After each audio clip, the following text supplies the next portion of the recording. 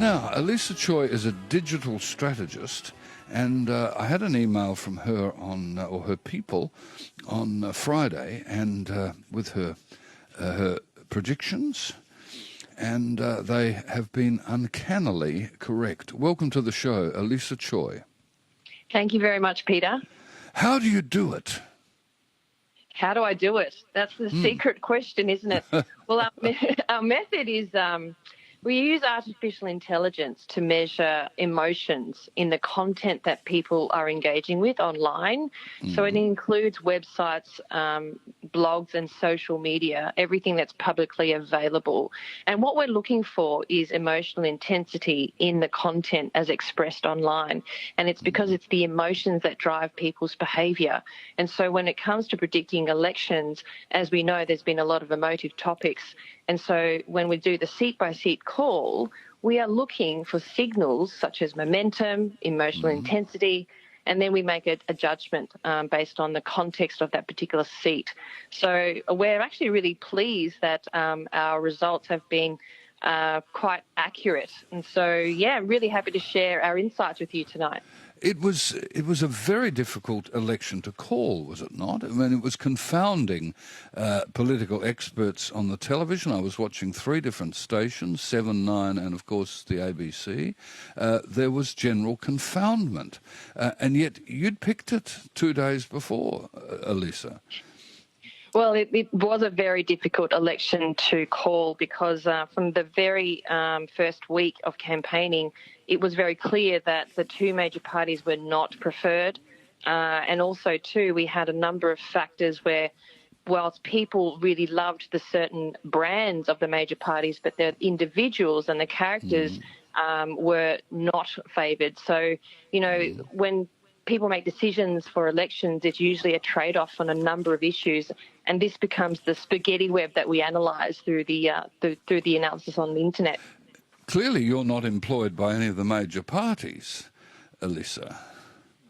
Not this time. So I think it will be next time. Yes, I mean, You predicted the rise of the Teal Independents, predicting 7 out of 7 seats. You predicted winners in seats out of the media spotlight, 2 out of 2 seats, Fowler, etc. You predicted 7 out of 11 seats to swing to Labor with still in contention, and you predicted up to 19 seats to be lost by the Liberals and Nationals, and on the current count they've lost 23 seats. It was even worse than you thought, but your accuracy was founded on understanding survival themes, cost of living, housing affordability, unemployment. And by week 4, you'd picked up on a strong shift in sentiment towards the federal IAC, integrity and climate change. Elisa. Yes, you explained it better than I could have. And compare what you predicted to some of the commentators. Joe Hildebrand on Sky News said that Teal Independents could easily fail to win a single seat on Saturday. The Australian was wrong, Al Jazeera was wrong, The Guardian's essential poll was wrong. We were all nervous about the polls, weren't we? Because we saw, polls told us that Trump would never be elected and Brexit would never happen. How do you regard the polls, please, Elisa? The polls have a lot of disadvantages when it comes to predicting very emotive topics like elections, because as we know, people sometimes don't feel comfortable telling the truth to a pollster. But also, pollsters are a p-sample that gets extrapolated to a wider population. But the fundamental thing is that, I've been watching the polls as well, and every newspaper's got their own poll, right? Yes. And any day of the week, one poll's up, one poll's down. It's kind of like, you can't make sense of it. But at the end of the day, I think the most insightful thing to come out of election analysis is what's driving the polls, what's driving the sentiment. That's the gold, because when you know what the issues are that forms the story to shape people's voting preference, that helps form your strategy. It helps form your communications. And so next time around, you know how to play it to win again. So I And think, sorry to cut it's you off. interesting you're talking about emotional intensity, which is something that I've never heard of with regard to political pollsters. That's extraordinary. Yeah, we look at a number of things. So emotions is one thing. We can describe the emotions based on the content that is analysed. We also can measure the intensity through the tone and how people express things online. And we can also measure changes in intensity and momentum over time. These are many factors that we analyse, which is why we're more accurate in determining an outcome. What's wrong with the two-party preferred question that pollsters use? That doesn't include the independents, does it? Correct. So in the typical poll, they look at the two-party preferred question and also who's the preferred Prime Minister. Now, the issue in this election is obviously that you can see from the results, Australia did not really prefer any of the two major parties. And that was very clear from week one. I called it the Great Disillusionment. People were bobbleheading because we didn't like either two major parties. So those questions, I guess, were irrelevant because if you're asking somebody, which do you prefer? Well, the actual answer is I don't prefer any of them. And they didn't ask the question around independents or minor parties or even Greens. And so we've seen the result with the Greens. They've done much better than expected. And independents, as we know, there was a teal wave. So I think, when you're asking a question in the polling, a pollster's asking a question, who do you prefer of the two major parties, and you don't prefer any. It's like asking a vegan, do you prefer chicken or fish? It's the wrong question. It's the wrong question. And for whom do you work, Elisa Choy?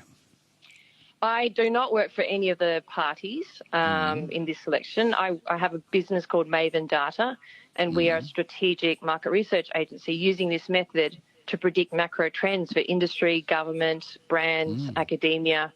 So we cover elections because, one, it's the best experiment of our method to hone our skills and demonstrate the power of AI in predicting future behaviour. So elections is not really my game. We do it because, one, it's fun, and two, I'm actually keenly interested in actually what's driving Australian sentiment. What are the key issues? Because I'm a student of people, culture and society, and that helps shape my strategic advice. How did you get into this line of work? Particularly predicting elections or... No, your general work. Oh, it's been a long career of, I suppose, ups and downs. I've had, my life started off as an investment banker in investment management and finance. I did that for 8 years, and then we had GFC, and I saw the writing on the wall. And then I completely changed gears, and I went into marketing and sales and analytics and retail and operations, did 8 years of that. And then I actually wanted to do my own business because I was keenly interested in using data to analyse people, to understand what drove people to make decisions. And at the end of the day, I'm a data geek. So with the opportunity to develop a methodology like this to predict quite accurately macro trends, I think that's hugely valuable for a lot of industry and businesses today, particularly in an uncertain world. Wow. Elisa Choy, my guest here, digital strategist. It's extraordinary. Why didn't you bet on these results, Elisa? Well, I actually did make some bets, but my bets were so off because on the seats that I called, right? Yes. I admit I'm not 100% perfect on this one. I only bet on things which have really long odds. So for me, I made some bets on some seats which had some very long odds because I don't bet on anything with under $5 payoff. So I was completely off. So I'm not going to bet again. I burnt my dough on that one. Oh, well, I'm really gobsmacked by your work, and I think that you'll be fighting off political parties next time, should you want that. And it's an amazing field, this, and I think it influences us far more than we know, doesn't it, Elisa? Yes, I mean, I see so much value in what I have learnt in this last 6 weeks analysing Australian people. And I'd love to share those insights because obviously the media grabs want to get the highlights on what the outcome of the election is, but really the gold is in the story that has shaped this Yes. election. Yes. And this will help shape our future vision of this country and also the policies. And also, I guess, if the Liberal National Party wanted to consult with me as to how they are going to rebrand themselves and as they look at themselves in the mirror, I'd love to be able to help shape their relevance again, because obviously this was a very telling election as to how irrelevant the current Liberal National Coalition is. Well, let's hope a reformed coalition will listen to a woman, Elisa. And Yeah. I wish you well. You're an extraordinary figure, and thank you for your predictions, and bravo.